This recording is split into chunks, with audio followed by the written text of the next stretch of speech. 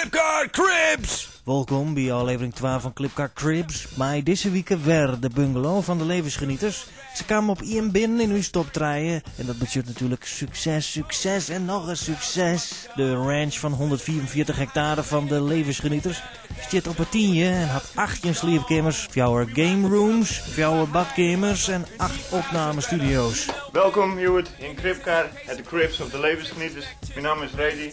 LG Cool D.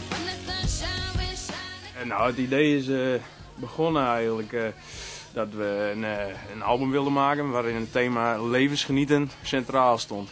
Nou, echte levensgenieters moeten natuurlijk het bier koud hebben. Vandaar de beer cooler.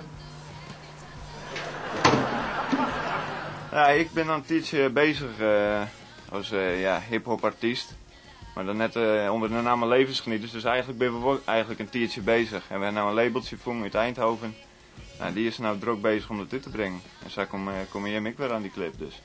We zijn eigenlijk al sinds de kleuterschool kennen we elkaar. En als we dan in de studio zitten op een dinsdagavond, dan hebben we vaak aan een paar woorden hebben we genoeg. Nee, laatst belde Marco Borsato nog. Wou ook een nummer iets met blauw of zo. Maar... Buiten boordmotor, was die nou weer?